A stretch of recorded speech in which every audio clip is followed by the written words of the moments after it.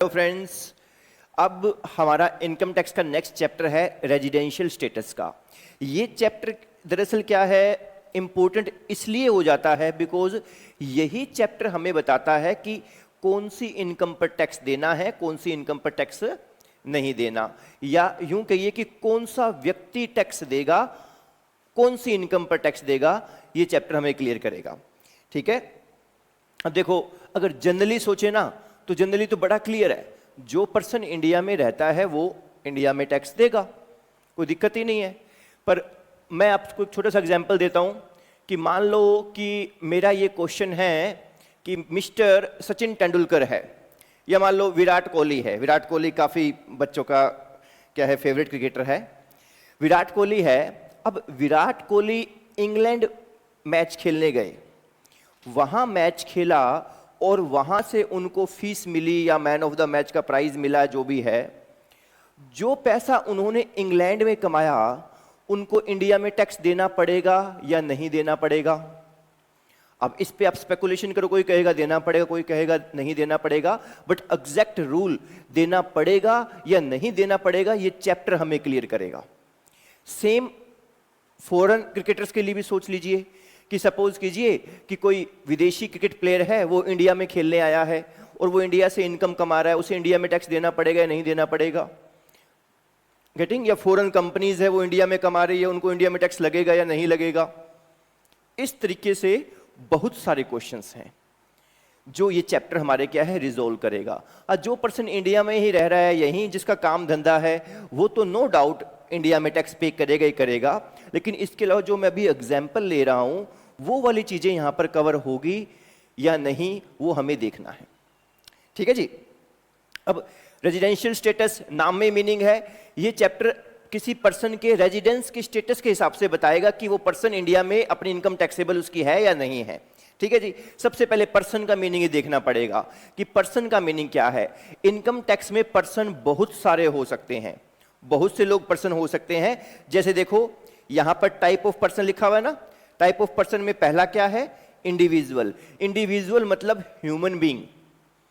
आप, मैं, जिन्हें भगवान ने ह्यूमन बीइंग बनाया है वो तो पर्सन है ही है। Ram, Shyam, mister X, mister Y, mister Z, ये सारे पर्सन हैं। दूसरा टाइप ऑफ पर्सन क्या है, ये HUF, हिंदू अनडिवाइडेड फैमिली। मैं आपको केवल ये पहला कॉलम बता रहा हूं, type of person. Can be वाला हम करेंगे थोड़ी देर बाद में। पहले पर्सन कितनी तरह के हो सकते हैं डिस्कस कर रहे हैं। इंडिविजुअल पर्सन हो सकता है, HUF, Hindu undivided family. HUF का कंसेप्ट सिर्फ और सिर्फ इनकम टैक्स में है। ठीक है, इनकम टैक्स क्या है, अगर किसी का ज्वाइंट फैमिली के अंदर कोई बिजनेस है या कोई ऐसी इनकम है जो ज्वाइंट प्रॉपर्टी से आ रही है, फैमिली की ज्वाइंट प्रॉपर्टी से आ रही है, इनकम टैक्स में उसे अलग से व्यक्ति मान लेते हैं। एग्जाम्पल कि एक कोई, सपोज करो कि कोई बिल्डिंग है, उस बिल्डिंग का किराया आता है। अब वो बिल्डिंग घर के दादाजी के नाम है। आप मान लो, आप सपोज करो आप बच्चे हो सारे के सारे और आपके दादाजी के नाम क्या है, कोई बिल्डिंग है। अब उस बिल्डिंग से जो इनकम आ रही है, जो किराए की इनकम आ रही है, वो पूरे परिवार की है, परिवार में बंटवारा नहीं हुआ है। दादाजी हैं, उनके मान लो 3 बेटे हैं, उनकी वाइफ्स हैं, फिर आगे उनके बच्चे हैं, कुछ बच्चे छोटे हैं, कुछ बच्चे बड़े हो चुके हैं। इस हिसाब से बड़ी ज्वाइंट फैमिली का दिमाग में कंसेप्ट ले आओ। तो अब वो जो इनकम है, जो घर की, जो बिल्डिंग की इनकम आ रही है, वो इनकम ज्वाइंट फैमिली की इनकम होगी। मतलब वो उस HUF की इनकम है, उस इनकम पर अलग से कोई व्यक्ति टैक्स नहीं पे करेगा, HUF टैक्स पे करेगा। हालांकि आगे चैप्टर आएगा पूरा HUF का, तब हम उसको डिटेल में डिस्कस करेंगे, बट अभी सिर्फ इतना समझ लीजिए कि अगर कोई ज्वाइंट फैमिली बिजनेस है या कोई ऐसा इनकम का सोर्स है जो ज्वाइंट फैमिली की इकट्ठी इनकम है, उस इनकम के ऊपर टैक्स कोई एक पर्टिकुलर व्यक्ति नहीं करेगा। वो HUF अपने आप में अलग व्यक्ति है, उस HUF की अपने आप में अलग से उसको 2.5 लाख की छूट भी मिलेगी स्टार्टिंग वाली। जो इनकम टैक्स आपने सुना है ना कि पहले 2.5 लाख तक कोई टैक्स नहीं लगता है, अगले 2.5 लाख पर फिर टैक्स लगता है, वो सारा सिस्टम उसके लिए अलग से अलाउड होगा। ठीक है, तो HUF भी अपने आप में एक अलग पर्सन है। और तीसरा क्या है, कंपनी। कंपनी में private limited company, public limited company, इनकी बात हो रही है। ये भी हम, इसको भी हम क्या है, व्यक्ति मानेंगे। फर्म, इनकम टैक्स में जब भी फर्म वर्ड आए तो समझ लो पार्टनरशिप फर्म की बात हो रही है, ठीक है। फर्म तो सोल प्रोप्राइटरशिप फर्म भी हो सकती है, हमें पता है कि सिंगल व्यक्ति मालिक होता है वो भी फर्म होती है, लेकिन इनकम टैक्स में फर्म जब भी वर्ड आए तो आपने अपने आप समझ लेना है कि वो पार्टनरशिप फर्म की बात हो रही है। तो फर्म भी व्यक्ति है, पार्टनरशिप फर्म अगर कोई बिजनेस कर रही है उस इनकम पर टैक्स पार्टनरशिप फर्म खुद पे करती है। सेम कंपनी अगर कोई बिजनेस कर रही है उस इनकम के ऊपर टैक्स कंपनी खुद पे करती है। ये सब लोग इनकम टैक्स एक्ट के अंदर अलग व्यक्ति होते हैं, इन सब का अलग पैन कार्ड होता है। कंपनी का अलग से पैन कार्ड आएगा, कंपनी के जो डायरेक्टर्स हैं उनका अलग पैन कार्ड है, कंपनी का अलग पैन कार्ड है, पार्टनरशिप फर्म का अलग पैन कार्ड है और उसके जो पार्टनर्स हैं उनका एज एन इंडिविजुअल अलग से पैन कार्ड होगा। Getting my point. इसके बाद में क्या है, एओपी बीओआई। एओपी का मतलब होता है एसोसिएशन ऑफ पर्सन। एओपी का मतलब क्या होता है, लिख देता हूं यहां पर। एओपी का मतलब है एसोसिएशन ऑफ पर्सन और बीओआई का मतलब है body of individual. Body of individual. जब दो या दो से ज्यादा लोग मिले हुए हैं मान लो और उनकी कोई इनकम आ रही है और वो पार्टनरशिप फर्म नहीं है, पार्टनरशिप फर्म आपको पता है, लेकिन अगर वो पार्टनरशिप फर्म नहीं है तो वो एओपी या बीओआई में फॉल करेगा।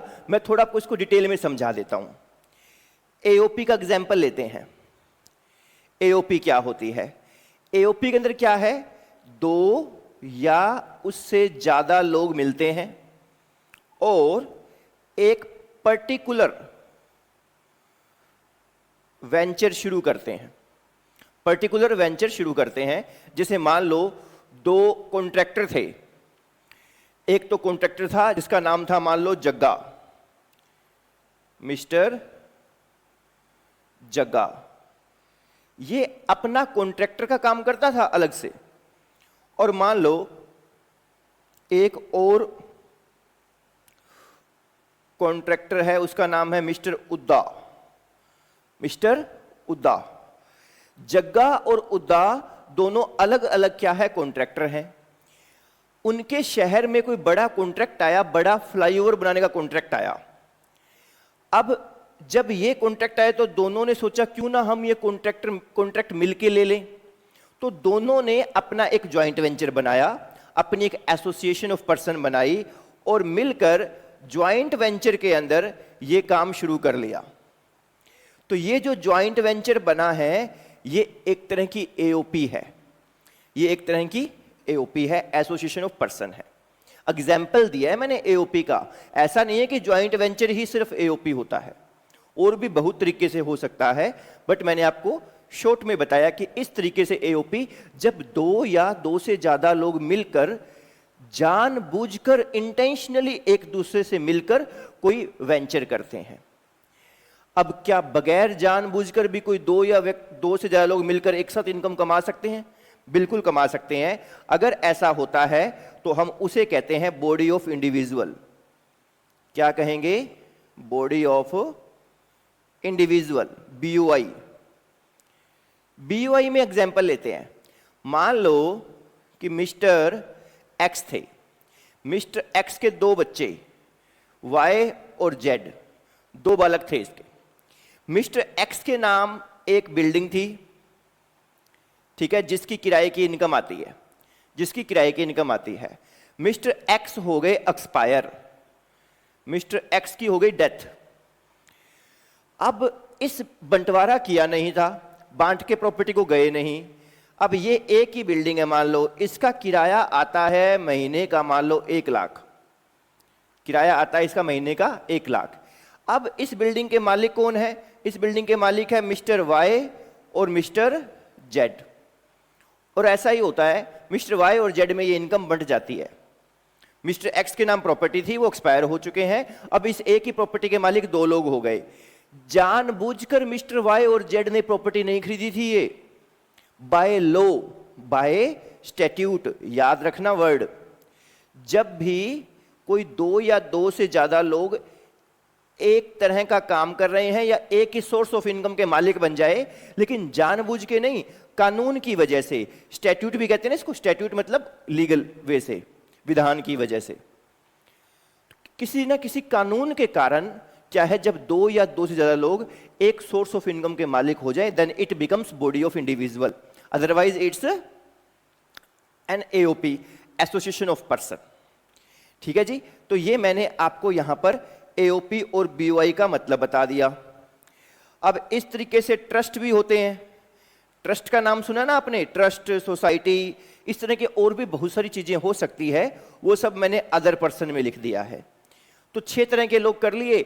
इंडिविजुअल अपने आप में पर्सन है, HUF, firm, company, AOP, BOI और बाकी ट्रस्ट वगैरह सारे अदर पर्सन में आ गए। ओके है। अब आप अगर ध्यान से देखो, मैंने इंडिविजुअल और एचयूएफ को एक अलग बॉक्स में लिखा, ठीक है, ये बॉक्स इसका अलग है और बाकी सबका अलग बॉक्स है, बिकॉज यहां पर हम डिफरेंस करेंगे रेजिडेंशियल स्टेटस का। अगर मैं मेन बात करूं तो रेजिडेंशियल स्टेटस 2 तरह का हो सकता है। देखो भाई, एक चीज ध्यान रखना, आपने अपनी जनरल लाइफ में एक वर्ड सुना है NRI, non resident Indian. Please उस वर्ड को दिमाग से बाहर कर देना केवल इस चैप्टर के लिए। इनकम टैक्स में एनआरआई का मतलब हमें नहीं लेना है, वो एनआरआई अलग है, वो संविधान के रूप से, पॉलिटिकल रूप से आप एनआरआई का मीनिंग पढ़ते हो, वो एक अलग है। यहां पर इनकम टैक्स एक्ट के अंदर नॉन रेजिडेंट अलग होगा, मिक्स मत करना प्लीज। हाँ, तो इनकम टैक्स में रेजिडेंशियल स्टेटस 2 ही तरह का हो सकता है। या तो एक व्यक्ति क्या होगा, रेजिडेंट होगा, या फिर वो क्या होगा, नॉन रेजिडेंट होगा। या तो वो रेजिडेंट होगा या फिर वो नॉन रेजिडेंट होगा। अब ये जो इतने सारे लोग थे ना, जो भी हमने नाम पढ़े हैं, जो भी इतने सारे लोग हैं, इन सबका स्टेटस या तो रेजिडेंट होगा या फिर नॉन रेजिडेंट होगा। देखो इंडिविजुअल एचयूएफ, इसमें भी क्या है, या तो ये रेजिडेंट है या नॉन रेजिडेंट है। ऐसे ही ये सारे लोग या तो ये रेजिडेंट है या ये नॉन रेजिडेंट है। लेकिन इंडिविजुअल एचयूएफ के अंदर रेजिडेंट के अंदर आगे फिर फर्दर क्लासिफिकेशन है। इंडिविजुअल या एचयूएफ, रेजिडेंट के अंदर भी 2 तरह के रेजिडेंट हो सकते हैं। एक को तो बोलते हैं ऑर्डिनरी रेजिडेंट, क्या बोलेंगे, ऑर्डिनरी रेजिडेंट।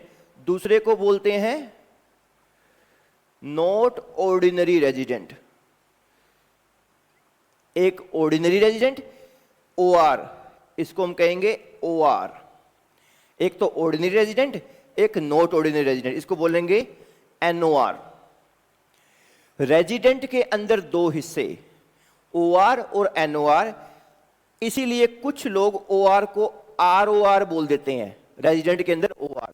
कुछ लोग एनओआर को आरएनओआर बोल देते हैं। समझ गए, बात एक ही है। तो याद रहेगा ना, ये जो रेजिडेंट का जो हमने आगे फर्दर क्लासिफिकेशन किया है ना, ओआर और एनओआर में, ये फर्दर क्लासिफिकेशन सिर्फ और सिर्फ इंडिविजुअल और एचयूएफ में होता है। बाकी जो कंपनी, फॉर्म, एओपी, बीओआई है, केवल इनमें 2 ही क्लासिफिकेशन है, रेजिडेंट या फिर नॉन रेजिडेंट। समझ गए? इसीलिए देखो, कंपनी, फर्म, एओपी, बीओआई अलग बॉक्स में लिखा मैंने, रेजिडेंट या फिर नॉन रेजिडेंट। और ये जो इंडिविजुअल एचयूएफ है, रेजिडेंट, नॉन रेजिडेंट। रेजिडेंट में फिर आगे फिर फर्दर क्लासिफिकेशन है कि रेजिडेंट में वो ओआर है या एनओआर है। समझ गए? कोई प्रॉब्लम? ये फंडा है जी। तो हमने देखा कि individual and HUF can be resident, can be non resident. Further, in case of resident he can be ordinary resident और not ordinary resident. But in the case of company, firm, AOP, BOI, other persons के case में ये सब लोग या तो resident होंगे या फिर नॉन रेजिडेंट होंगे। समझ गए? मैं दोबारा बता दूं, हम ये सब क्यों कर रहे हैं। देखो, हम इसको पहले तो हम ये सीखेंगे कि डिसाइड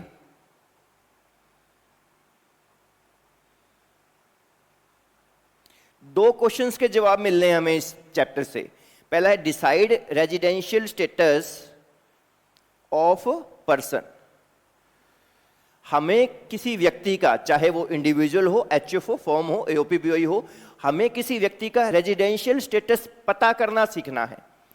रेजिडेंशियल स्टेटस कौन कौन से होते हैं अभी देख लिया हमने। इंडिविजुअल एचएफ में तो रेजिडेंट में OR, NOR and non resident तीन हो सकते हैं। तीन हो गए ना। इंडिविजुअल एचएफ में या तो रेजिडेंट में वो ओआर होगा, या रेजिडेंट में वो एनओआर होगा, या फिर वो क्या होगा, नॉन रेजिडेंट, जिसको हम एनआर बोलते हैं।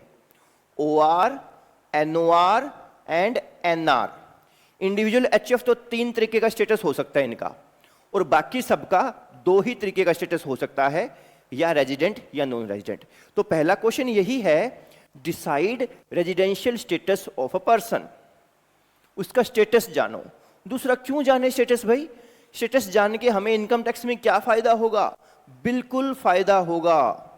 हमें टैक्स इंसिडेंस पता चलेगा। टैक्स इंसिडेंस का मतलब टैक्स का बर्डन, टैक्स कौन सा व्यक्ति को कितनी इनकम पर टैक्स देगा, कौन सा व्यक्ति कौन सी इनकम पर टैक्स देगा। ठीक है, वो स्टेटस के हिसाब से होता है। तो हमें तो इनकम में इनकम टैक्स पता करना है। अब इनकम टैक्स निकालने के लिए इनकम पता होनी चाहिए कि कौन सी इनकम पर टैक्स देना है। अब कौन सी इनकम पर कौन सा व्यक्ति कितने टैक्स देगा, वो उसका स्टेटस बताएगा। ठीक है, तो हम स्टेटस पता करके ये पता करेंगे कि कौन सा पर्सन कौन सी इनकम पर टैक्स देगा। तो इन दो क्वेश्चंस को हमने सोल्व करना है। अभी तो हमारा पहला क्वेश्चन ही क्लियर नहीं हुआ। हमें ये तो पता लग गया कि individual can be OR, NOR, NR. भैया होगा कैसे?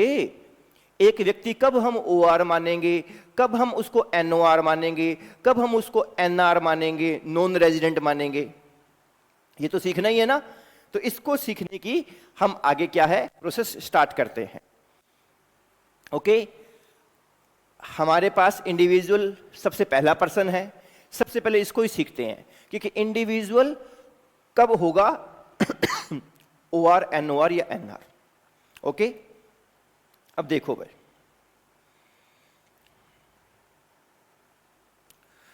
हम सीख रहे हैं स्टेटस ऑफ इंडिविजुअल। पहले इंडिविजुअल का सीखेंगे, फिर एचयूएफ का, फिर बाकी सबका। मैं बता दूं, सबसे इंपॉर्टेंट इंडिविजुअल का है। अगर इंडिविजुअल का स्टेटस समझ में आ गया तो बाकी सारे हमारे 10 मिनट में हो जाएंगे। इसमें हमें टाइम लगाना है। एक इंडिविजुअल का स्टेटस जानना सीखना है। इंडिविजुअल का स्टेटस जानने के लिए हमें पहले थोड़ा सा क्रैमिंग करनी पड़ेगी कंडीशंस की। हमारे पास बेसिक कंडीशंस हैं दो। हमारे पास दो तो बेसिक कंडीशन है, ठीक है जी। और इसके अलावा दो है हमारे पास एडिशनल कंडीशन। दो तो है बेसिक कंडीशन, दो है एडिशनल कंडीशन।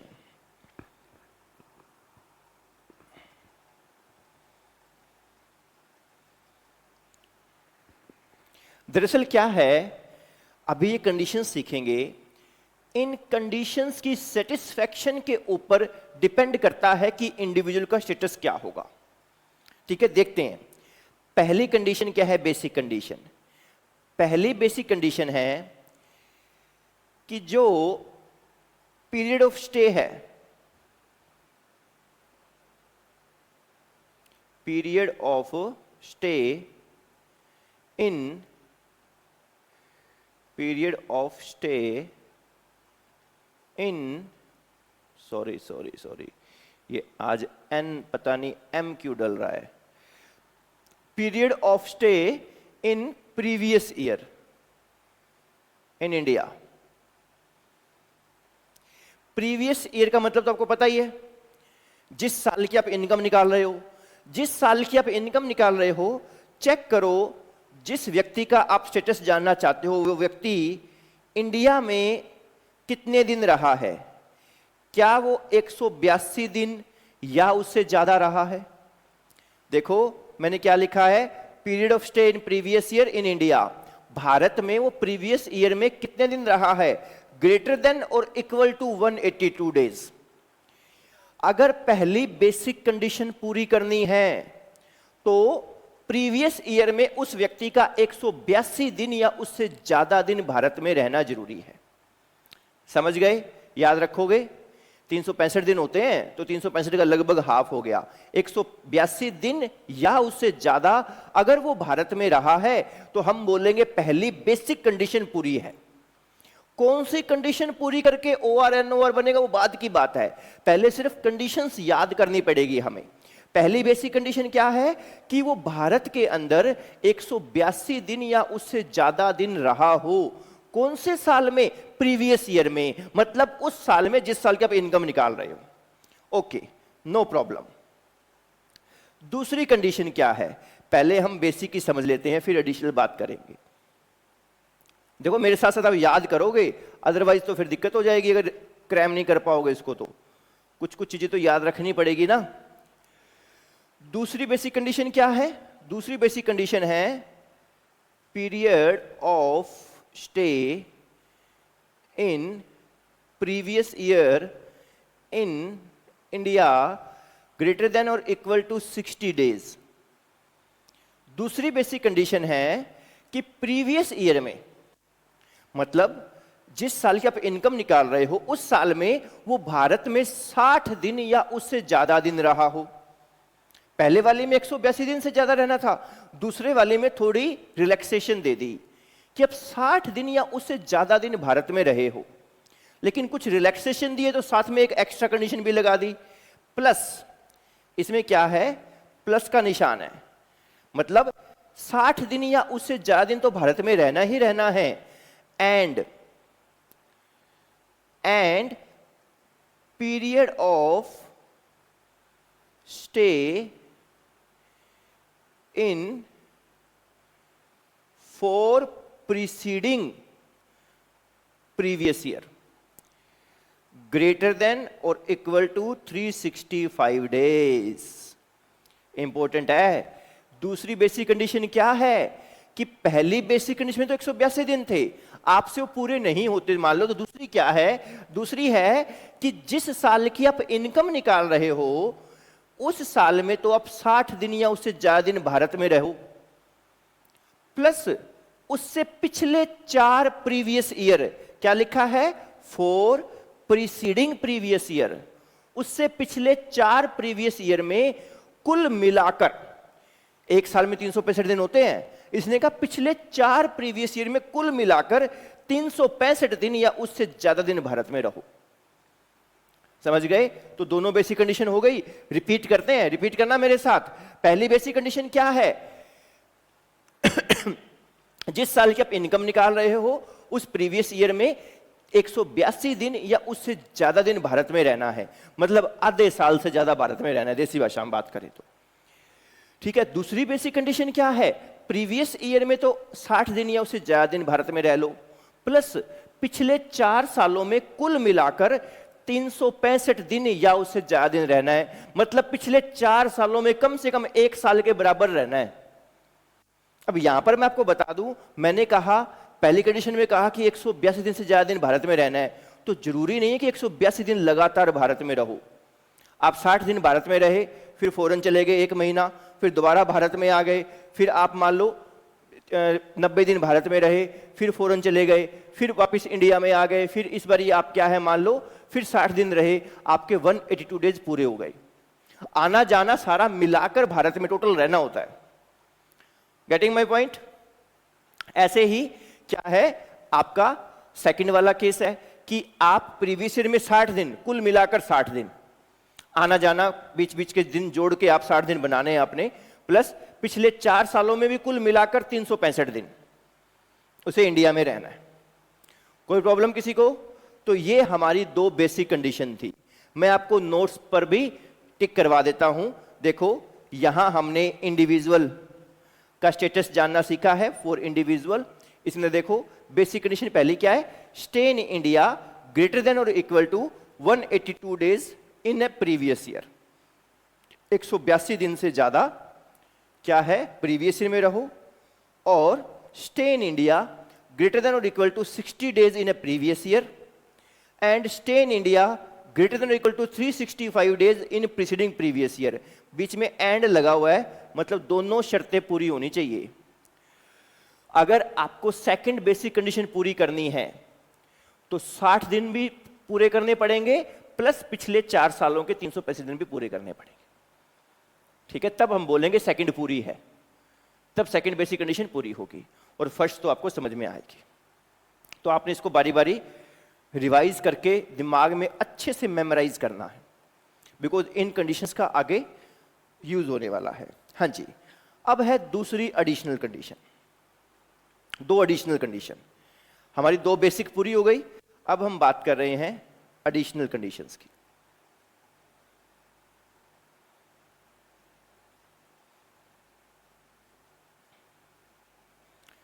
एडिशनल कंडीशन में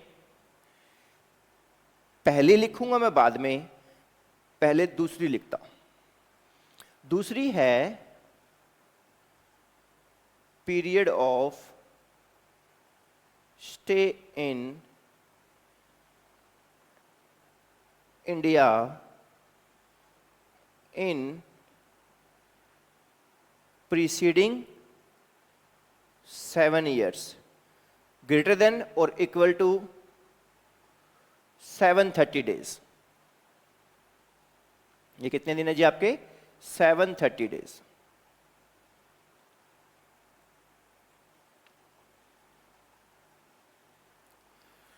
दूसरी एडिशनल कंडीशन क्या है कि पिछले 7 प्रीवियस ईयर, वर्ड क्या है? Preceding 7 years।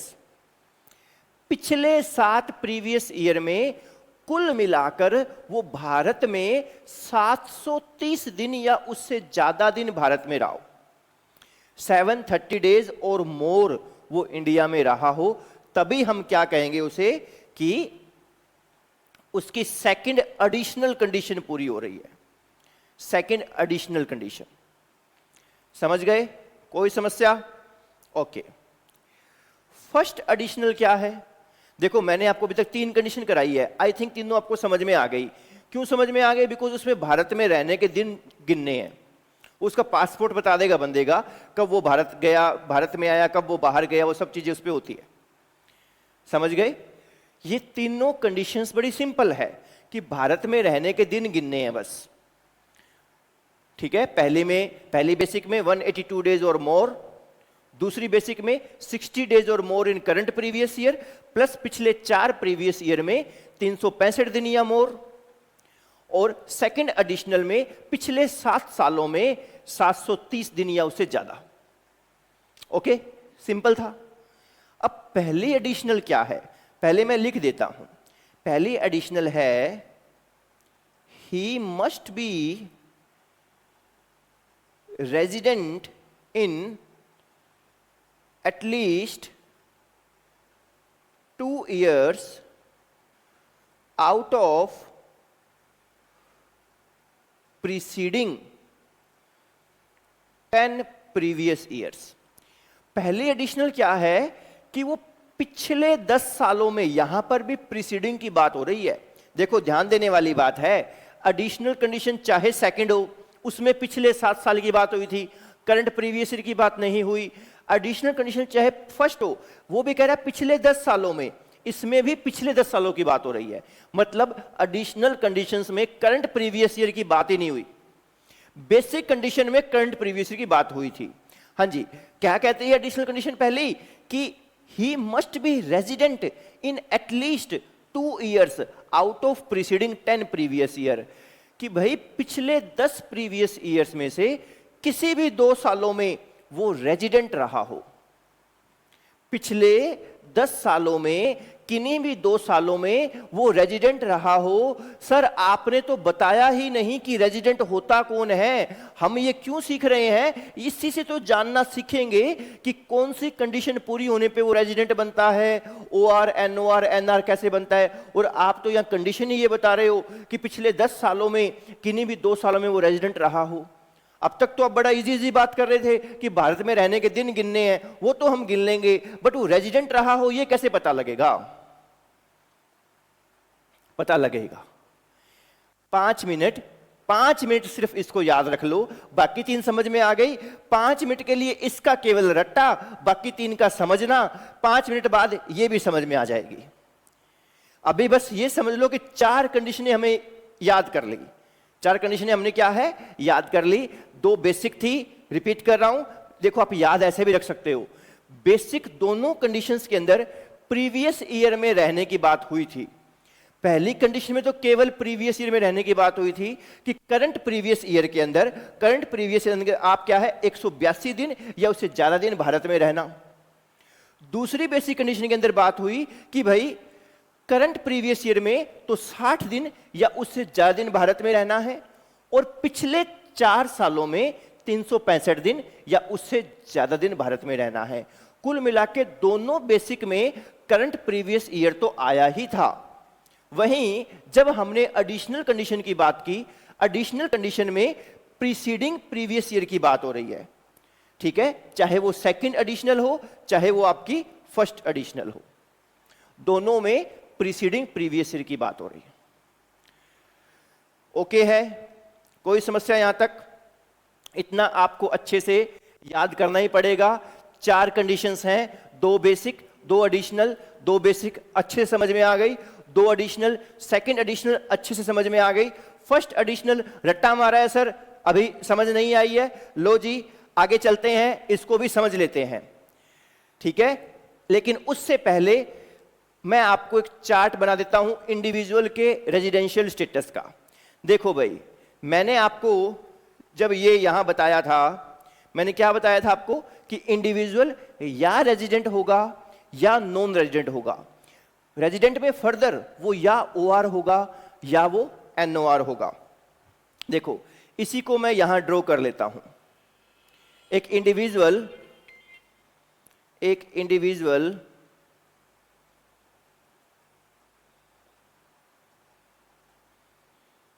के 2 टाइप्स, या तो वो होगा रेजिडेंट या वो होगा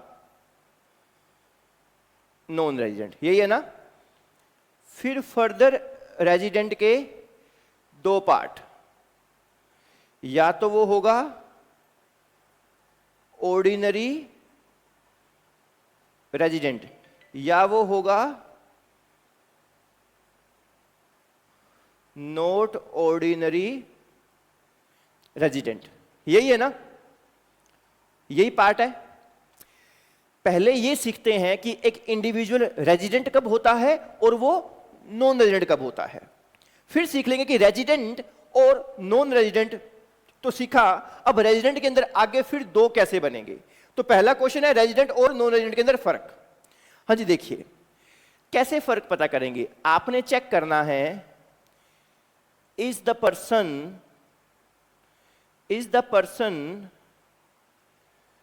satisfying at least one basic condition, question mark. आपने चेक करना है कि जिस इंडिविजुअल का आप स्टेटस जानना चाहते हो, इज द पर्सन, क्या वो पर्सन एटलीस्ट 1 बेसिक कंडीशन, 2 थी ना बेसिक, क्या लिखा है एटलीस्ट 1 बेसिक कंडीशन, दोनों में से एटलीस्ट 1 पूरी कर रहा है क्या। आपका जवाब आए यस, हां जी 1 पूरी कर रहा है तो वो रेजिडेंट है। आपका जवाब आए नो, 1 भी पूरी नहीं कर रहा तो वो नॉन रेजिडेंट। समझ गए? सिंपल। जिस भी व्यक्ति का स्टेटस पता करना है, आपको दोनों बेसिक कंडीशन पता है। पहली बेसिक कंडीशन थी करंट प्रीवियस ईयर में 182 दिन या उससे ज्यादा दिन भारत में रहना है, और दूसरी बेसिक कंडीशन थी कि करंट प्रीवियस ईयर में 60 दिन या उससे ज्यादा दिन भारत में रह लो, प्लस पिछले 4 सालों में कुल मिलाकर 365 दिन या उससे ज्यादा दिन भारत में रह लो। इनमें से कोई भी एक अगर पूरी हो रही है तो वो इंडिविजुअल क्या है, रेजिडेंट है। अगर कोई भी पूरी नहीं हो रही, एक भी पूरी नहीं हो रही, तो वो व्यक्ति नॉन रेजिडेंट है। समझ गए? आपका रेजिडेंट भी क्लियर हो गया और आपका नॉन रेजिडेंट भी क्लियर हो गया। कोई प्रॉब्लम किसी को? ठीक है, ये सिंपल सा पहले क्वेश्चन का आंसर मिल गया कि कौन सा व्यक्ति रेजिडेंट होता है, कौन सा व्यक्ति नॉन रेजिडेंट होता है। अगर आपको इस क्वेश्चन का आंसर मिल गया तो आपकी फर्स्ट एडिशनल कंडीशन भी समझ में आ गई आपको। फर्स्ट एडिशनल क्या थी? पिछले 10 सालों में किन्हीं भी 2 सालों में वो व्यक्ति रेजिडेंट रहा हो। ऑर्डिनरी रेजिडेंट या नॉट ऑर्डिनरी की बात नहीं हो रही, केवल रेजिडेंट की बात हो रही है। और रेजिडेंट कौन होता है अब तो हमें पता लग गया, ये रहा रेजिडेंट। वो व्यक्ति रेजिडेंट होता है जो 1 साल के अंदर कोई भी एक बेसिक कंडीशन पूरी कर ले। तो अब आपने जब एडिशनल कंडीशन फर्स्ट चेक करनी है तो आपने देखना है कि पिछले 10 सालों में किन्हीं भी 2 साल में क्या वो एक बेसिक पूरी कर रहा है। जिस भी साल में वो एक बेसिक पूरी कर रहा होगा उस साल में वो रेजिडेंट तो जरूर होगा। रेजिडेंट कौन होता है? जो एटलीस्ट 1 बेसिक पूरी करे। तो पिछले 10 सालों में किसी भी एक साल में अगर वो कोई बेसिक पूरी करे तो उस साल में रेजिडेंट है। बस अब तो इजी है चेक करना। ठीक है, हमें रेजिडेंट और नॉन रेजिडेंट का फर्क तो पता लग गया। अब इसके बाद में है कि रेजिडेंट के अंदर फर्दर 2 क्लासिफिकेशन है हमारे पास नॉन रेजिडेंट के नॉट ऑर्डिनरी रेजिडेंट और एक ordinary resident, OR and NOR। लो जी, अब क्वेश्चन है कि एक व्यक्ति रेजिडेंट के अंदर OR कब होता है या वो रेजिडेंट के अंदर NOR कब होता है।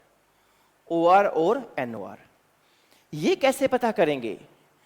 आपने फिर से क्वेश्चन पूछना है, is the person satisfying both additional condition. पहले क्या थी बेसिक में? एटलीस्ट 1। यहां क्या है? Both additional conditions.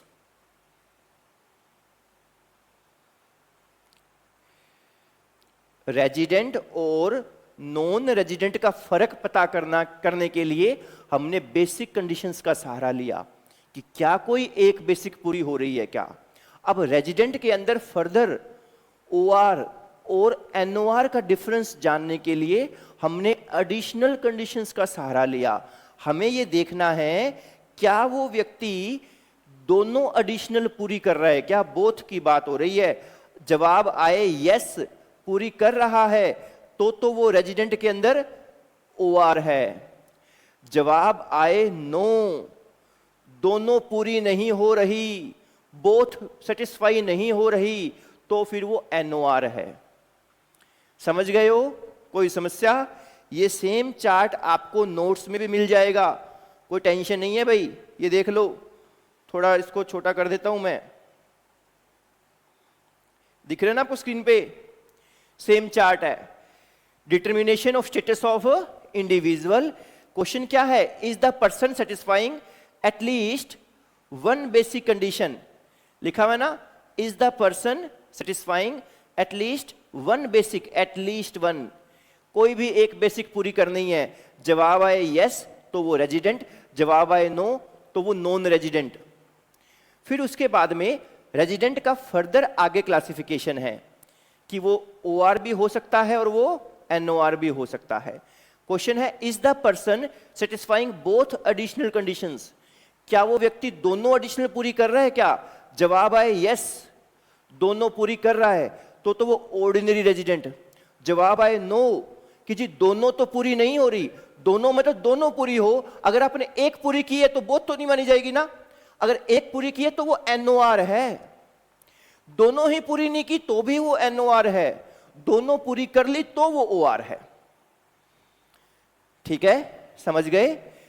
रिपीट कर रहा हूं, पहला फर्क होता है रेजिडेंट और नॉन रेजिडेंट का। उसके लिए हमने सहारा लिया बेसिक कंडीशंस का, चेक किया कि 2 बेसिक है उसमें से कोई भी एक पूरी करो तो वो रेजिडेंट पता चल जाएगा या नॉन रेजिडेंट पता चल जाएगा।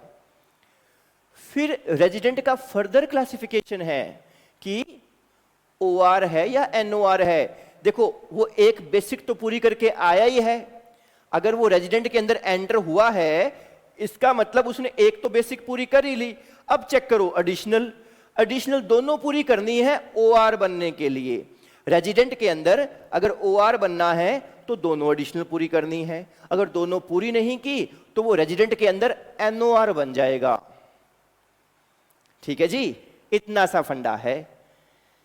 अब मैं आपसे एक साथ पूछ लूं कि बताना भाई OR कौन होता है, आप बोलोगे 2 मिनट का काम।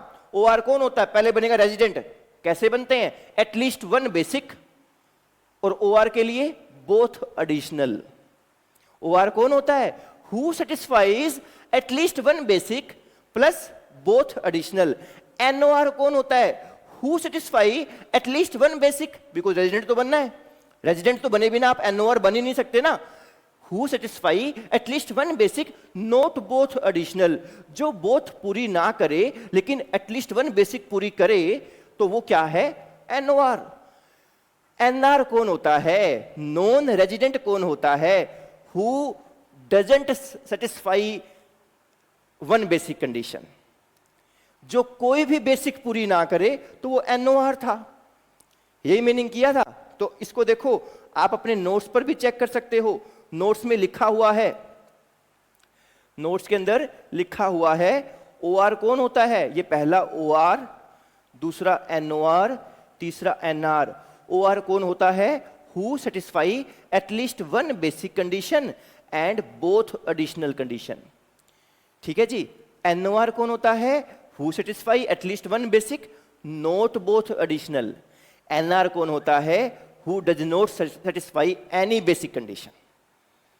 बस हमने इंडिविजुअल का रेजिडेंशियल स्टेटस जानना यहां से सीख लेंगे, इतना ही काम है। क्या किया है हमने, हमने पहले 4 कंडीशंस याद की, 4 में से 3 तो हाथों हाथ ही समझ ली थी, पहली 5 मिनट के लिए रोकी थी। उसके बाद में हमने इंडिविजुअल का रेजिडेंट और नॉन रेजिडेंट समझा। जैसे ही हमें रेजिडेंट समझ में आ गया कि कोई भी एक बेसिक पूरी करो रेजिडेंट बन जाता है, तो हमें पहली एडिशनल समझ में आ गई। पहली एडिशनल कंडीशन क्या थी, पिछले 10 सालों में किसी भी 2 साल में रेजिडेंट बनना है। और उसके बाद में हमने रेजिडेंट के अंदर फर्दर OR और NOR कैसे बनते हैं ये भी सीख लिया। ओके है, तो यहां पर हमारा इंडिविजुअल का एक हिस्सा खत्म हो गया, एक पार्ट हमने कवर कर लिया। कोई समस्या किसी को? अब छोटी सी चीज और, मैंने आपको 2 बेसिक बताई और 2 मैंने आपको एडिशनल बताई, लेकिन कुछ लोग ऐसे हैं जिन पर 2 बेसिक में से एक ही बेसिक लगती है, दूसरी बेसिक उनके लिए बनी ही नहीं। पहली बेसिक लगती है, सेकंड बेसिक बनी ही नहीं। कुछ लोग ऐसे हैं जिनके लिए सेकंड बेसिक है ही नहीं, उनके लिए एटलीस्ट 1 वाला टॉपिक ही नहीं है, उनको केवल पहली बेसिक पूरी करनी है अगर उनको रेजिडेंट बनना है तो। कुछ ही लोग ऐसे हैं, बाकी सबका तो रूल हमने पढ़ लिया, जो भी एक बेसिक पूरी करेगा वो रेजिडेंट बन जाएगा। लेकिन कुछ लोग ऐसे हैं जिनको केवल पहली बेसिक पूरी करनी पड़ेगी, दूसरी उनके लिए है ही नहीं, एप्लीकेबल ही नहीं है, उनके पास ऑप्शन ही नहीं है दूसरी का। वो कुछ लोग कौन से हैं वो देख लेते हैं। देखो भाई, यहां आपको लिखा हुआ है, for the basic condition be above we have 3 exceptional cases. हमारे पास 3 एक्सेप्शनल केस हैं। In all these 3 cases second basic condition does not apply. उनके लिए सेकंड बेसिक नहीं लगेगी। पहली क्या है, a citizen of India, Bharat का नागरिक, who lives India for the employment purpose. एक भारत का नागरिक प्रीवियस ईयर में, जिस साल की आप स्टेटस जानना चाह रहे हो, जिस साल का आप स्टेटस जानना चाह रहे हो, उस प्रीवियस ईयर में वो भारत का नागरिक क्या है, इंडिया छोड़ के बाहर चला गया। लेकिन किस लिए चला गया? एम्प्लॉयमेंट पर्पस के लिए। अगर एक व्यक्ति देश को छोड़कर गया है विदेश में एम्प्लॉयमेंट के लिए, तो आप जब स्टेटस पता करोगे तो केवल पहली बेसिक देखनी है, पहली बेसिक कंडीशन पूरी करनी है। मैं एग्जांपल देता हूं आपको। मान लो जो आपका प्रीवियस ईयर है वो है 2020-21। कौन सा साल है? 2020-21 आपका मान लो प्रीवियस ईयर है।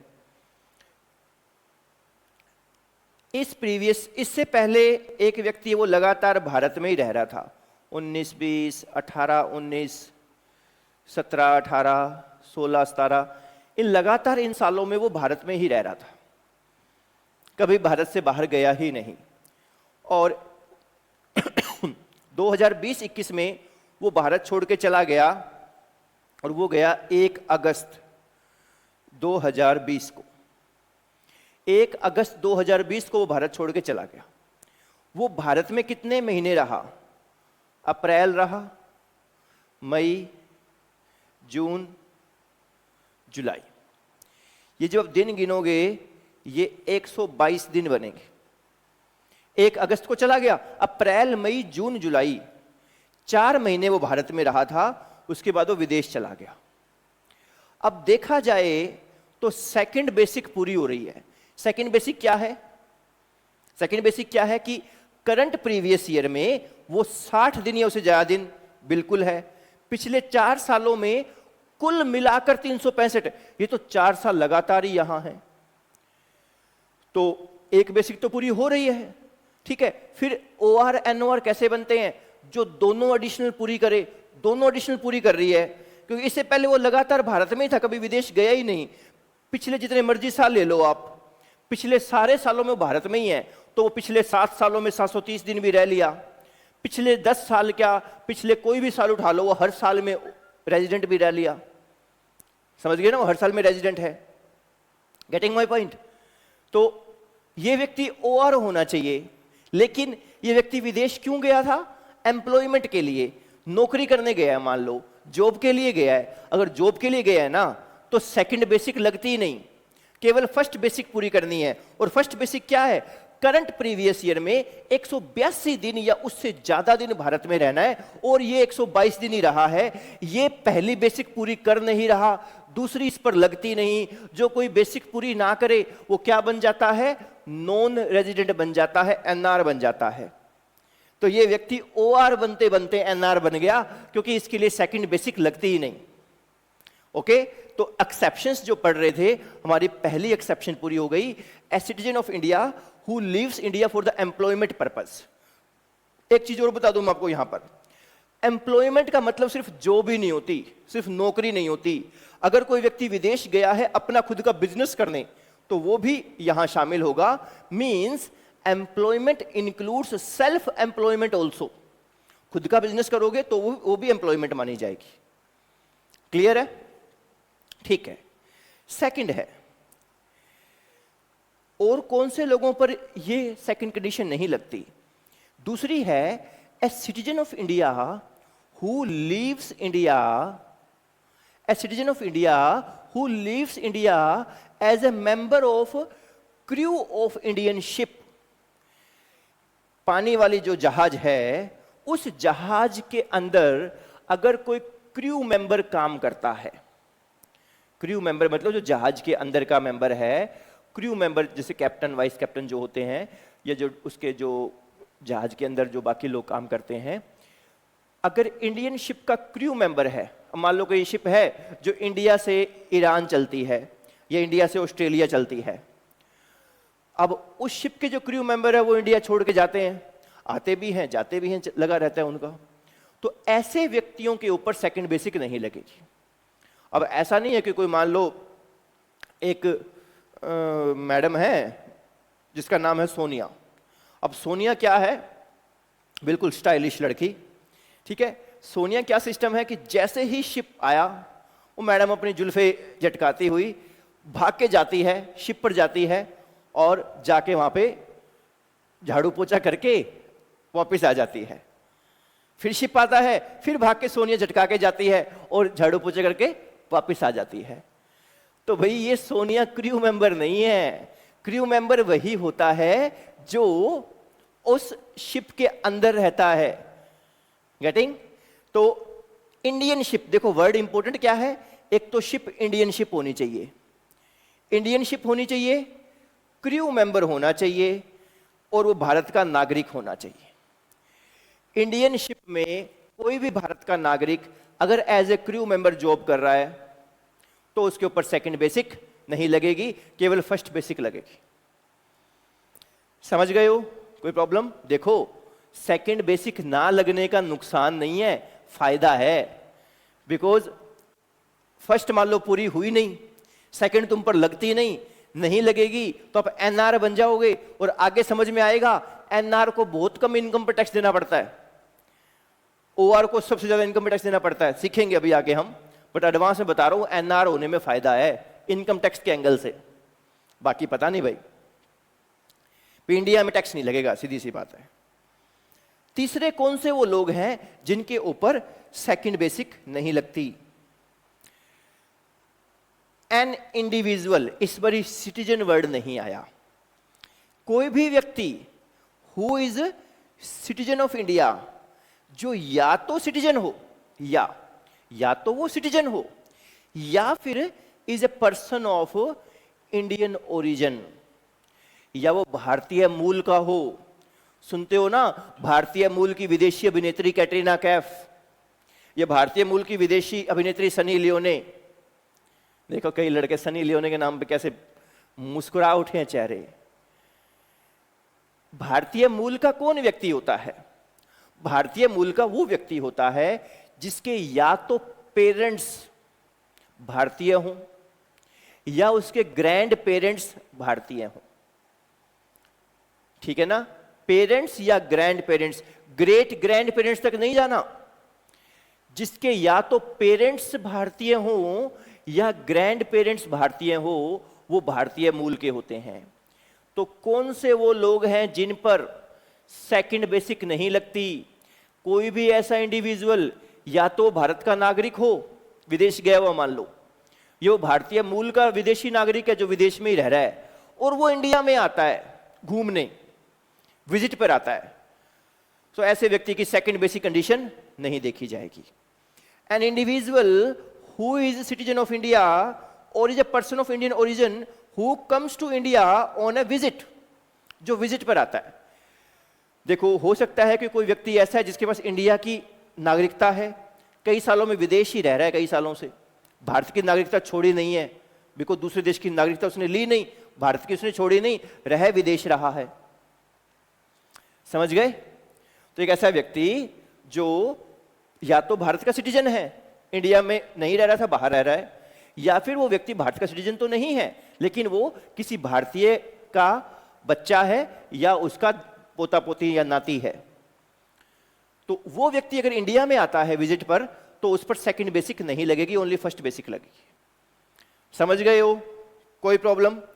तो ये तीन तरह के ऐसे लोग हैं जिनके ऊपर सेकंड बेसिक कंडीशन नहीं लगेगी, केवल फर्स्ट बेसिक कंडीशन लगेगी। और अगर वो पूरा कर ली तो वो रेजिडेंट, अदरवाइज वो नॉन रेजिडेंट। ठीक है जी? तो मैंने आपको ये कंप्लीट चार्ट करवा दिया है। ठीक है ना जी?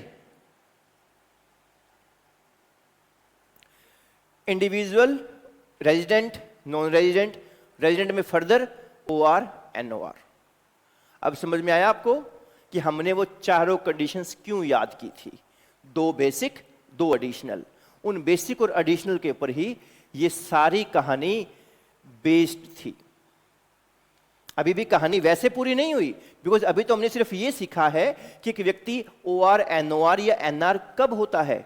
अभी ये भी सीखना है कि ओआर, एनओआर, एनआर होने के बाद में उसको कौन सी इनकम पर टैक्स देना है, बट वो थोड़ी देर बाद में सीखेंगे। अभी पहले ये कंसेप्ट ही क्लियर कर लें। तो अगर मैं मेरे चैप्टर की स्टार्टिंग पर आ जाऊं, ठीक है जी, तो हमने स्टार्टिंग में ही देखा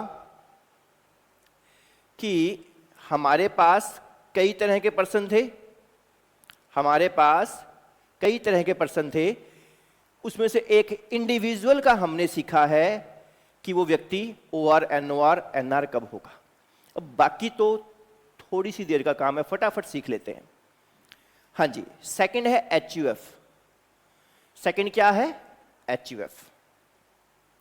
HUF में भी सेम रूल है, देखो इंडिविजुअल HUF का बॉक्स इकट्ठा ही है ना, इन दोनों पर सेम ही रूल है। HUF भी या तो रेजिडेंट होगी या नॉन रेजिडेंट होगी। अगर वो रेजिडेंट है तो उसके अंदर फिर से वो या तो OR होगी या NOR होगी।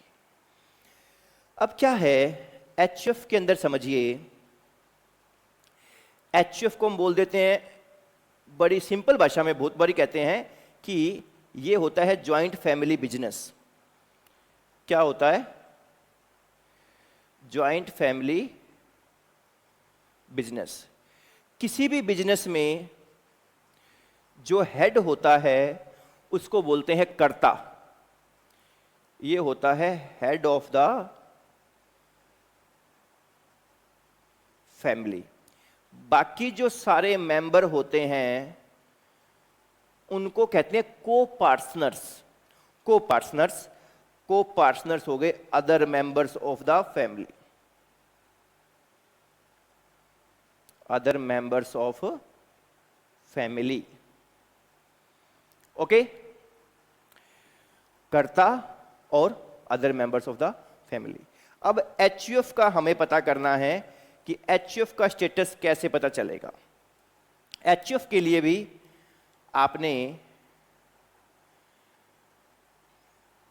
कुछ ऐसा ही चार्ट बनाना है। देखो, ध्यान से देखना please. Determination of status of HUF। HUF का स्टेटस पता करो। HUF के भी देखो दो हिस्से हैं, या तो वो होगा रेजिडेंट या वो होगा नॉन रेजिडेंट। कुछ लोग HUF को पुल्लिंग मानते हैं, कुछ लोग स्त्रीलिंग मानते हैं। मैं मोस्टली स्त्रीलिंग मानता हूं, इसीलिए कहता हूं कि HUF या तो होगी रेजिडेंट या होगी वो नॉन रेजिडेंट। देखो, इंडिविजुअल में तो वो बेसिक कंडीशन चेक करनी पड़ती थी कि भाई एटलीस्ट वन बेसिक पूरी करे तो resident, otherwise non resident. HUF में बिजनेस है, चेक करो, कंडीशंस छोड़ो, एक बारी कंडीशंस नहीं देखनी यहां पर ये चेक करो कि उस जो HUF का बिजनेस है वो कंट्रोल कहां से हो रहा है। कंट्रोल का मतलब होता है कि उस बिजनेस की मीटिंग वगैरह, जो मीटिंग्स वगैरह, शेयर होल्डर रजिस्टर वगैरह, वो कहां रखे जा रहे हैं। शेयर होल्डर रजिस्टर चलो HUF में नहीं होता, कंपनी में होता है, मतलब मेन मैनेजमेंट कहां से हो रही है। तो चेक करो, is the business of HUF is controlled from India और नॉट। उस HUF का बिजनेस इंडिया से कंट्रोल हो रहा है या नहीं हो रहा। जवाब आए यस हो रहा है तो वो HUF रेजिडेंट है। जवाब आए नो नहीं हो रहा तो वो HUF नॉन रेजिडेंट है। मतलब रेजिडेंट और नॉन रेजिडेंट तो बड़ा ही सिंपल सा सिस्टम है। क्या देखना है? आपने बिजनेस देखना है, कंट्रोल कहां से हो रहा है, वो इंडिया से कंट्रोल हो रहा है या नहीं हो रहा। हो रहा है तो रेजिडेंट, अदरवाइज नॉन रेजिडेंट। यहां पर इंडिविजुअल में सेम इस जगह हमने बेसिक कंडीशन चेक करी थी, पर यहां पर बेसिक कंडीशन चेक क्या नहीं करेंगे हम। पहली बात तो क्वेश्चन यही आता है कि किसकी बेसिक कंडीशन चेक करें। कंडीशन क्या होती थी? इंडिया में रहे हैं, नहीं रहे हैं। अब HUF में तो ढेर सारे मेंबर हैं, पूरी ज्वाइंट फैमिली है, किस किस का चेक करें? तो मत करो चेक भाई, रूल ही तुम्हारे लिए इजी कर दिया। सिर्फ ये देख लो कि बिजनेस कंट्रोल कहां से हो रहा है। जवाब आया नहीं हो रहा कंट्रोल इंडिया से, तो बात ही खत्म होगी कि वो नॉन रेजिडेंट है HUF। जवाब आया हाँ हो रहा है इंडिया से, अगर हो रहा है तो फिर अब जैसे जवाब आया हाँ हो रहा है, वो HUF बन गई रेजिडेंट। रेजिडेंट बनते ही एक क्वेश्चन और खड़ा हो गया, रेजिडेंट के अंदर फर्दर OR होता है और NOR होता है। OR और NOR दो होते हैं, तो कोई दिक्कत नहीं है। अब हमें सेम वही रूल लगाना है जो इंडिविजुअल में था। इंडिविजुअल में रेजिडेंट के अंदर OR और NOR पता करने के लिए क्या करते थे? हम चेक करते थे क्या दोनों एडिशनल पूरी हो रही है क्या। अगर दोनों एडिशनल पूरी हो रही हो कंडीशंस तो हम कहते हैं OR है, अगर दोनों पूरी नहीं हो रही हम कहते हैं NOR है। यहां पर भी यही करना है, यही तो करना है, पर ये तो बताओ कि किस मेंबर की चेक करें। करता भी है, बहुत सारे मेंबर है, कंडीशंस किसकी चेक करें? बिकॉज एडिशनल कंडीशंस में तो भारत में रहा है नहीं रहा है ये देखना पड़ता है। तो भाई सबकी चेक करने की जरूरत नहीं है, केवल कर्ता की चेक कर लो, केवल हेड ऑफ द फैमिली की चेक कर लो कि वो दोनों एडिशनल पूरी कर रहा है क्या। इज द कर्ता of HUF satisfying both additional conditions, क्या वो दोनों एडिशनल कंडीशंस पूरी कर रहा है क्या। जवाब आए यस, जवाब आए यस, कर्ता दोनों पूरी कर रहा है तो वो ऑर्डिनरी रेजिडेंट है। जवाब आए नो, बोथ पूरी नहीं कर रहा तो फिर वो नॉट ऑर्डिनरी रेजिडेंट है। समझ गए हो, कोई प्रॉब्लम। तो एचयूएफ रेजिडेंट और नॉन रेजिडेंट बेसिक कंडीशंस पे डिपेंड नहीं करती, उस बिजनेस का कंट्रोल देखना होता है। रेजिडेंट के अंदर फिर फर्दर ओआर और एनओआर कर्ता के लिए एडिशनल कंडीशंस चेक करनी पड़ती है। अब आप है ना इंडिविजुअल का चार्ट और एचयूएफ का चार्ट बराबर रखे देख लेना, आपको 2 मिनट में दोनों याद हो जाएंगे। ठीक है, समझ गए, इतना इनफ है। ये इंडिविजुअल और एचयूएफ का यहां पर हमारा हो गया खत्म। अब देखिए इसके बाद हम बढ़ते हैं आगे।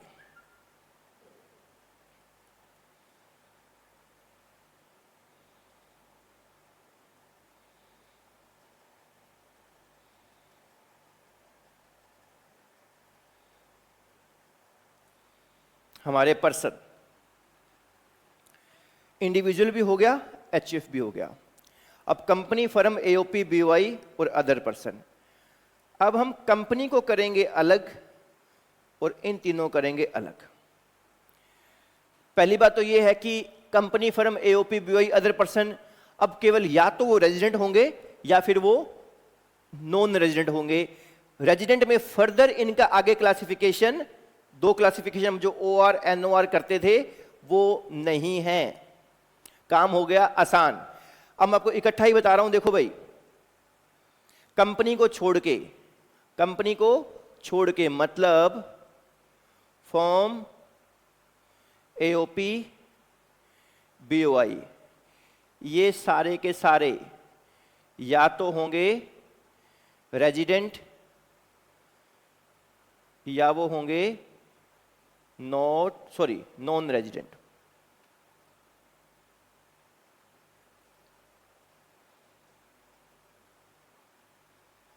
या वो रेजिडेंट या फिर नॉन रेजिडेंट। किस बिना पर होंगे, किस आधार पर होंगे, चेक करना है। इज द बिजनेस ही है ना, इज द बिजनेस होली और पार्शियली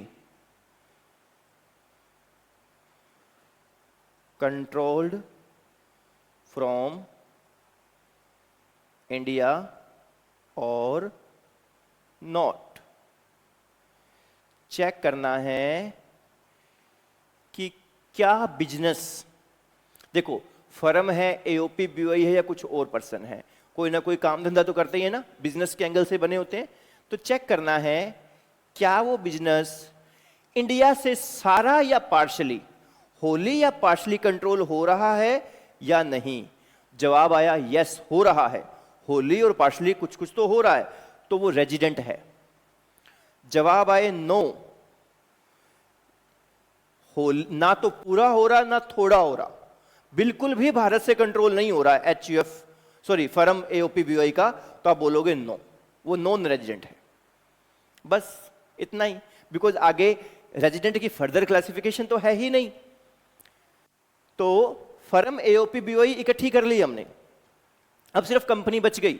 देखो यहां पर इंपॉर्टेंट है वर्ड, मैंने क्या लिखा है, होली या पार्शली, बिजनेस सारा हो या थोड़ा हो। एचयूएफ के अंदर भी होली पार्शली होता है भाई, जो एचयूएफ है ना, जो अभी हमने एचयूएफ का चार्ट किया था, यहां आप समझ लो कि इसके अंदर भी मैंने लिखा नहीं था ना होली या पार्शली, यहां पर भी होली और पार्शली होता है। तो ये जो हिस्सा था चार्ट का, ये हिस्सा सेम लगा दो आप, फर्म, एओपी, बीओआई पर भी सेम हिस्सा लगा दो। समझ गए? ओके, क्लियर है? अब बच गई सिर्फ कंपनी। अब कंपनी देखते हैं भाई।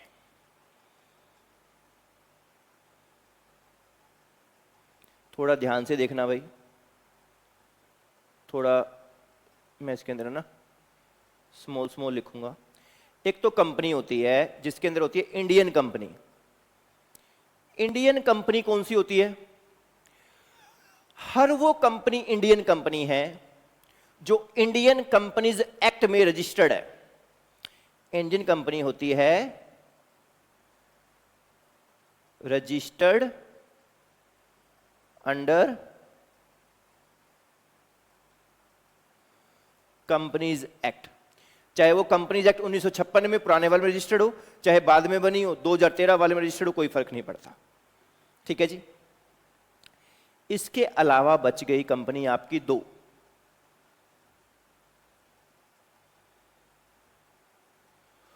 इसके अलावा बच गई फॉरेन कंपनी, बस एक फॉरेन कंपनी बची। फॉरेन कंपनी कौन सी है? जो इंडियन कंपनी एक्ट में रजिस्टर्ड नहीं है, वो फॉरेन कंपनी है। डेफिनेशन क्लियर है ना? इंडियन कंपनी जो इंडियन कंपनीज एक्ट में रजिस्टर्ड है, और फॉरेन कंपनी जो इंडियन कंपनीज एक्ट में रजिस्टर्ड नहीं है। हमें तो ये नहीं पढ़ना कि इंडियन कौन सी फॉरेन कौन सी, हमें क्या पढ़ना है? रेजिडेंट कौन सी है, नॉन रेजिडेंट कौन सी है। कोई बात नहीं, पढ़ लेते हैं। पहले फॉरेन कंपनी देखते हैं कि फॉरेन कंपनी क्या इनकम टैक्स में रेजिडेंट हो सकती है। क्या फॉरेन कंपनी इनकम टैक्स में रेजिडेंट हो सकती है क्या?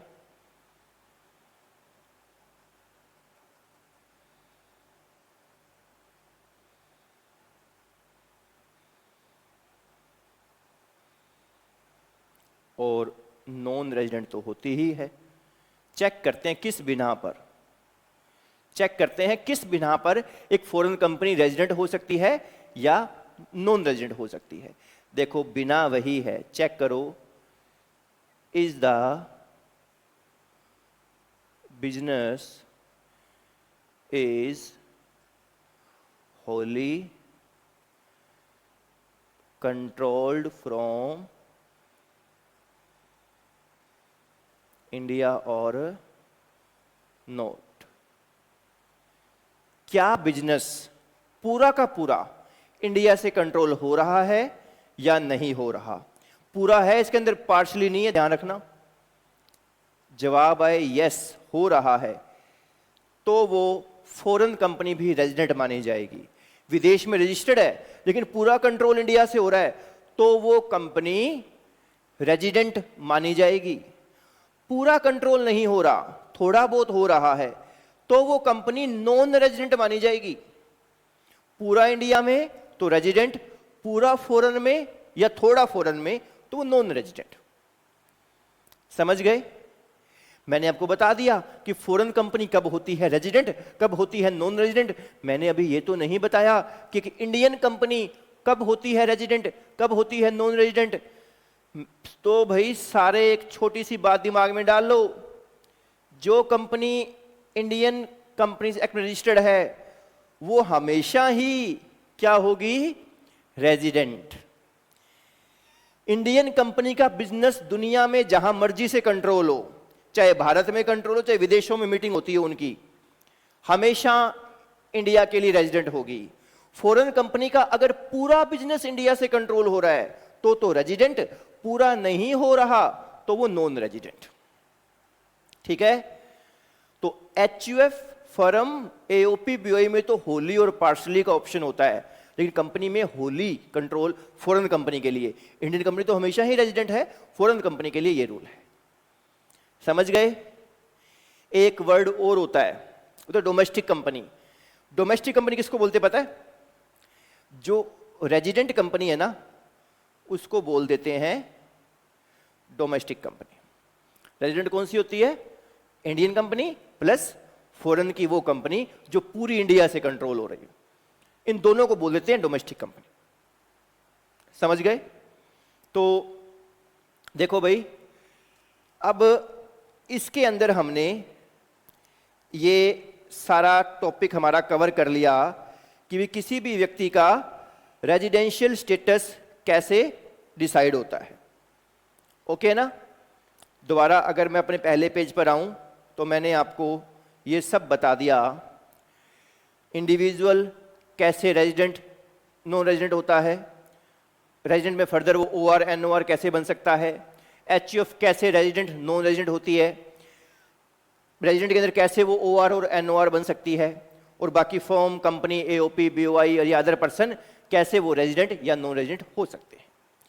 हमारे चैप्टर का एक हिस्सा यहां पर हो जाता है समाप्त। समझ गए?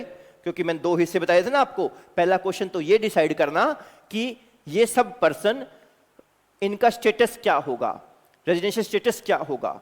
दूसरा क्वेश्चन ये है कि स्टेटस तो जान लिया, अब स्टेटस जान के करोगे क्या, ये पता करना है कि कौन सा व्यक्ति कौन सी इनकम पर टैक्स देगा, कौन सी इनकम पर टैक्स नहीं देगा। ठीक है, अब नेक्स्ट क्वेश्चन ये है, ये हम करेंगे नेक्स्ट क्लास में। Till then Tata.